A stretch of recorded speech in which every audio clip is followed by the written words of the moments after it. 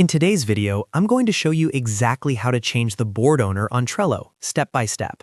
If you're handing over a project, transferring responsibilities, or simply reorganizing your workspace, knowing how to properly change board ownership is essential. I'll walk you through the entire process so you can do it quickly and without breaking anything on your board. And if this tutorial helps you out, make sure to hit that like button and subscribe to the channel for more simple and practical Trello guides just like this one. Let's get started. The first thing you need to do is open Trello and navigate to the board where you want to change the owner. Once you're inside the correct board, look toward the top right area of the screen and click on the Share button. This is where you manage board members and permissions.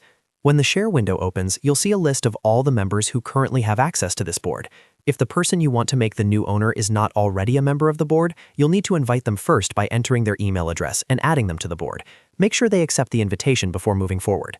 Next, locate the name of the member you want to transfer ownership to.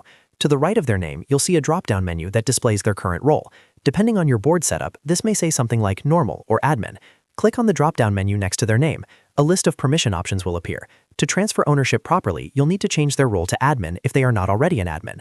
Board ownership in Trello is tied to admin-level permissions, so this step is very important. After selecting Admin, confirm the change if Trello prompts you. The new admin will now have full control over the board, including the ability to manage members, change settings, and even close or delete the board.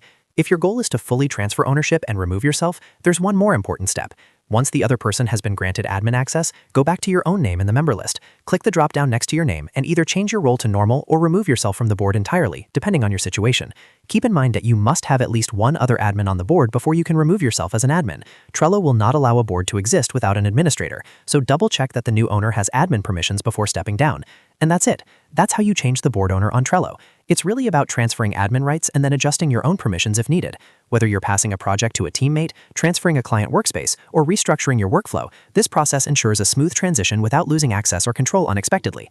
Before you go, if this video helped you, make sure to like this video and subscribe to the channel. I post easy-to-follow Trello and productivity software tutorials regularly to help you work smarter and save time. Thanks for watching, and I'll see you in the next video.